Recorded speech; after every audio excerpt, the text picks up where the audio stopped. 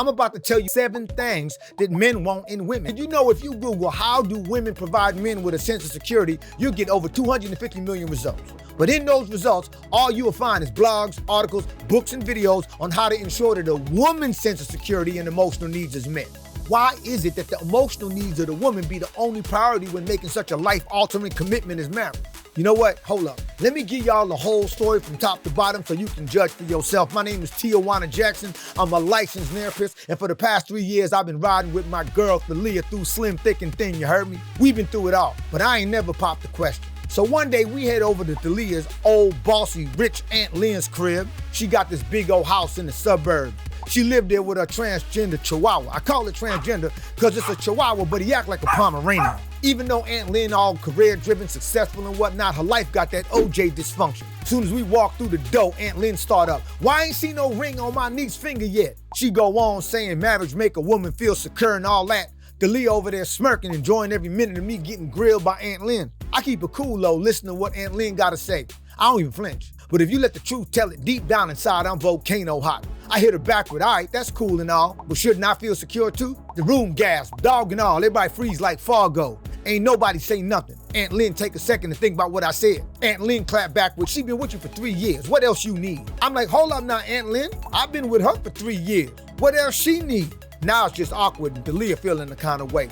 Aunt Lynn start breaking down how marriage is a commitment that makes a woman feel respected, honored, and secure in a relationship. It lets her know she belongs to a real man with lifelong intentions, not just some convenient playtime. I come right back at her. So, if a marriage license makes a woman feel so secure, why is it that half of the 2.3 million marriages that take place each year in the USA end up in separation or divorce? And why is it that married, secure women initiate 70% of them divorces? You think that just maybe this sense of security ain't got nothing to do with a marriage license? Do you think that a lot of those women were hoping that their marriage would validate them in a way they emotionally unavailable or absentee parents never did? Because looking at them statistics, a marriage license don't make me feel secure. In this equal rights era, a man deserves to have a sense of security too. Coexisting for 3 years ain't gonna cut it. We ain't made it to the damn living room yet. Aunt Lynn was like, okay then, what exactly you waiting for? I said, for one, I need to know Thalia trusts my leadership. If she always trying to prove me wrong, can't take criticism without going off and arguing about stuff she ain't even thought through, that tell me she don't trust my lead. And maybe she got good reason not to. But what's the point of finding Mr. Right if all you do is try to prove him wrong? Pause. Number 2, and Thalia, feel free to correct me if I'm wrong, but your aunt don't know that your arguments and ideology changes according to your mood. 1 minute, you saying you stayed in bed because of your depression. Then when I bring up how your anger might be at the root of your depression, you get all defensive saying you never been clinically diagnosed for depression. Well, that type of flip-flopping from one side of the argument to the other tells me that you either a manipulative woman or a mentally unstable woman. And I'll take a mentally unstable woman who's taking proactive steps to regulate her condition over a manipulative woman any day. But if you ain't clear on what you are, guess what? Neither am I. And I ain't making a lifelong contractual commitment under them circumstances. Ain't no security in that for me. She fixed her mouth to say something, but all she could do is roll her eyes, huff and puff, and attempt to discredit what I was saying. I waited. She said, I was just clarifying to you that I was never clinically diagnosed with depression. I didn't say I didn't have it. Aunt Lynn chimed in to defend her, talking about their whole family shows symptoms of depression, but ain't nobody been diagnosed. I chime in. That's like me saying I'm having an affair. You say with who, and I say it hadn't been confirmed. I could tell Thalia and her aunt was deep in their defenses and red with anger. I said, well, your family tradition of convenient self-diagnosis is one of the reasons my sense of security is still on layaway. Then I hit Aunt Lynn with number 3. Did you know that Thalia be giving advice that she don't even follow for herself? When I give her the same advice that she gave me, she get all salty about it. And when I challenge her bright ideas, she'll bring up how her ex would back her up. What does that tell you? Well, it tells me that Thalia don't want a husband. She want a yes man. By the way, 85% of the people that watched my last video wasn't even subscribers, and I'm trying to get that number down to like 65. So please hit the subscribe button if you like something, you heard me? Now let's get back into this story. I knew I was gonna get backlash for bringing up number 4, but I went in like 2 fingers on prom night anyway. I said I believe Thalia's rough childhood keeps her angry. She thinks any pushback from a man is the first step to him bouncing just like her no-good daddy who never bothered to raise her. I've been waiting 3 years for her to see that I ain't nothing like him. For instance, I ain't never creeped with or sold drugs to kids. I had a 5th one for him. I said I'm constantly in and out of therapy. I'm aware of my emotional scars and commitment issues. Because of my upbringing and conditioning, I need to know the woman I'm choosing for life ain't gonna do the same as my mama and persecute me for the things she never resolved with her deadbeat daddy and dysfunctional family. No disrespect, Aunt Lynn, but y'all got more goons in your family than the Steven Seagal movie. And Thalia ain't never been to therapy or attempted to evaluate her emotional wounds, so she just keep bleeding on me, pissed off for no reason. Should I contractually subject myself to a life of wrongful prosecution, or should I protect myself in the event Thalia never gets around to taking ownership of her emotional trauma? By the way, hit the like button if you like something, and if you're feeling my flow, type bars down below. Now the 6-1 cut D. Damn near every Amazon package showing up got her name on it. Shorty ain't got no spending discipline for real. So I'm waiting for her to either get with the program on that finance literacy tip or learn not to take it personal when I ask her to chill on the spending. Broke folks be the only folks I know who go to extreme lengths to look good for other broke folks. Bars. Financial incompatibility is one of the main reasons for divorce. If we gonna build a future together, we gotta make sure it's something that works for both of us, you heard me? It's all about equal rights and equal partnership, that balance and that security for both sides. That's what's up. That's what men want, for real. Thalia jump in, you talk like you all perfect. I said, nope. I talk like I'm heavily flawed and heavily scarred. I'm damaged goods. I know this about myself, which is why I ain't in them streets like I could be. It's also why I'm generous to a fault, but unwilling to give my life to a stranger. She said, who the f you calling a stranger? I said, tell me one emotional challenge that you endured, what you did to overcome it, and what it taught you about yourself. She said, I could tell you a bunch of things. I said, go ahead then. She said, I don't like your tone. I said, tell me a bunch of things. Tell me one. She stormed out the house. Aunt Lynn yelled behind her, Thalia, get your black ass back in here. She come back inside crying, talking about this conversation is over. I said, well, low key, I ain't talking to you, I'm talking to Aunt Lynn. You jumped in like a Vegas pool party. But look at you, can't share one life-defining transformation. Can't give me one life-defining revelation. Why? Because you unaware or in denial of your emotional baggage. And that's why you stuck in life and in your career. Truth be told, I'm the reason we here. I said we should go check up on Aunt Lynn.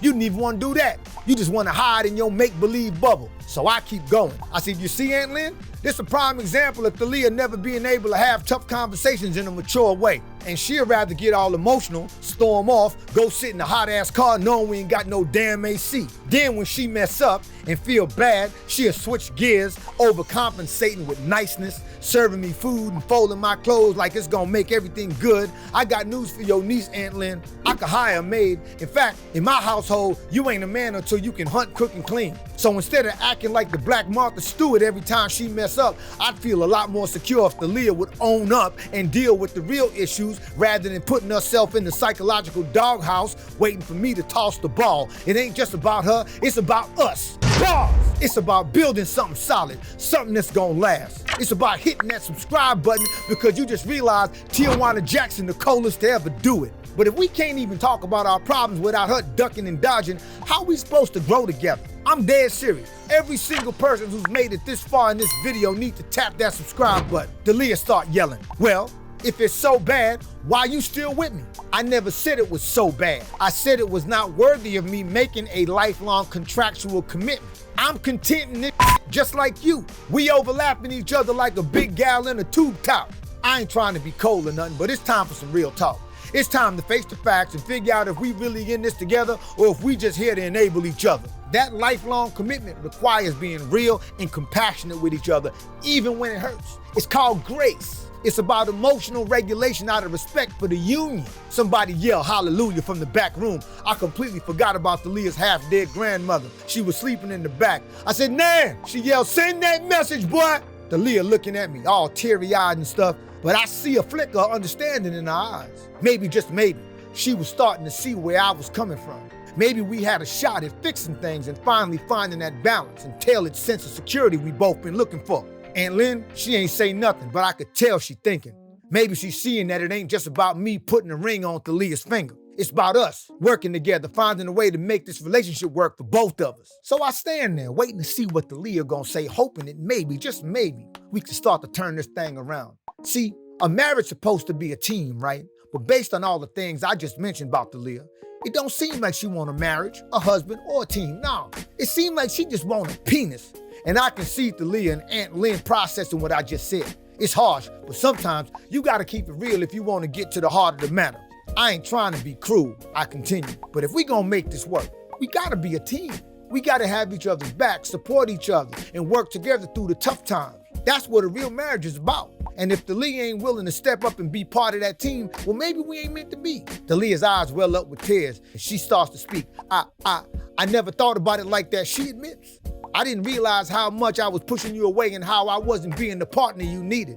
Aunt Lynn nods, looking thoughtful. You know, TJ, you made some really good points. Maybe it's time for all of us to take a step back and rethink what we want and what we're willing to give in a relationship. I nod, hoping that maybe this conversation was the wake-up call we all needed. Aunt Lynn clears her throat, looking a little vulnerable for a minute. She pauses, takes a deep breath, and then she laughs. She said, I love you, TJ. But the only reason I didn't have my gardener come in here and kill you on the spot for disrespecting my niece is because everything you said is everything I know about my family. That's how we've all been. That's how me and my sisters was raised. That's how Dalia and my nephews was raised. And that's why every single older woman in his family is either alone or doing internet hookups. And these young boys is out there trying to blow folks back out. I ain't built for that, TJ. I gotta confess something to both of y'all. Her voice shaking just a little. A lot of the things you mentioned, TJ, they hit real close to home. I couldn't muster up the strength to face my issues, couldn't regulate my emotions, so I blamed the world and I ended up pushing away a man who really loved me. My ex-husband brought value, maturity, and peace into my life. But I couldn't see it at the time because chaos and dysfunction was all I knew. He wasn't perfect, but I had a good man, and I had peace, but I took it for granted. Now I'm alone while he out there remarried and traveling the world with his Filipino bitch. Tears start to roll down Aunt Lynn's cheeks, and Dalia reaches out to hold her hand. She grabs both of Dalia's hands and says, I don't want you two to make the same mistakes I did. Aunt Lynn continues, her voice filled with regret. Don't let your own hang-ups and issues come between you. Use them to bring you closer together. Learn to grow together, to support each other, and to be the team that you both deserve.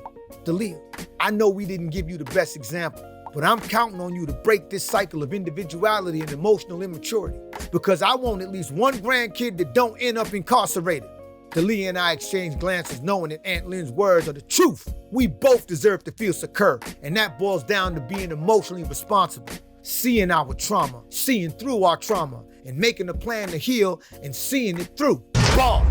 It ain't gonna be easy, but if we both commit to making it work, then maybe we got a chance at something beautiful. So we stand there holding hands, Aunt Lynn's tearful confessions hanging in the air like warning shots. This is our crossroads, our moment to decide if we gonna keep going down the same path or if we gonna make a change for the better. As we look into each other's eyes, I could see that Dalia is ready to make that change. And I was too. I must be getting soft, had the transgender chihuahua sitting all in my lap. Hey, if you want to know how much value you actually bring to the table in a relationship, please take my value assessment test. It's 50 questions that will change your life. Just go to nearapycenter.com. My name is Tijuana Jackson. I'm a licensed therapist. And if you're ready to make that change like me and Dalia, I need you to watch this video right here, because this is going to really help you dig into your psychological disposition. I looked her dead in the eye and I told her, I said, look, I ain't against folks get... Talking to? I was just telling folks how secure I feel in my relationship.